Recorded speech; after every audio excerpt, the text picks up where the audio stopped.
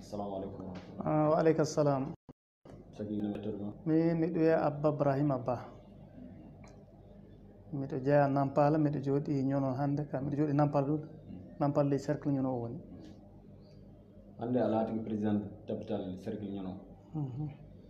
Aywa ko golleji heɗi mbawnoɗa gollel farmi wattade ɗon. Bon fadam laatade président capital Pulako min maire gonno min wonno maire Nampala premier mandat kañum e troisiéme mandat mi waɗi 2 mandat maire ley Nampala. Mi waɗi du mandat premier vice président conseil cercle ñono ɗo ñonon ɗo. Ay ɗum sababu mum saabi fa ñononkoɓe keɓmi andal muɗum jooɗi mi jooɗi mi ley ñonon heeɓi andal mum mi heeɓi hoolare muɗum saabi aduna hunde fof yo gikke hoolare. Caggal maire ko won sannuno lanɗoɗa hoore muɗum.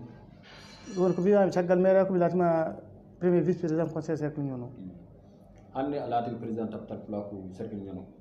Ko ɗum woni fandare ma ley golle o. Fandarem ley golle capital Pulako ko mbiɗen tabitenne hunde fof ko tabinta Pulako ɗum woni komin tewtata no Pulako yarata yeeso no Pulako torra gonɗo ɗum mum no huncorto.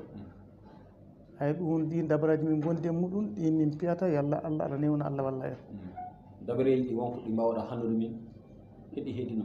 Dabareji wonɗi mi wawi haalde gotel hen komin kolliti fulɓe nanggodira sabi so ni en nanggodira fay batte wala ko mbawɗen fewnude so en nanggodiri eɗen kalda eɗen joddo eɗen kollodira eɗen ittida eɗen gattida fof ay kulle kuuɗe wonko mbawa yettade ceren hono ceera gonɗo hakkude meɗen o ɗum o waɗi kam ɗum ɗuma o wi kam ɗum ɗo o wana yaraga ceren ɗum ɗo jottiɗa hannde aduna woni hannde ɗo yimɓe fof ɓe nanggodirali bonanga muɗum waɗi saabi en jii torra gonɗo ley Pulako hannde aduna fof yi ko waɗi ko waɗani Pulako anni mbare anni nangue anni gaɗe kala ɗum ne wala fof ko huncantede so nangodiran.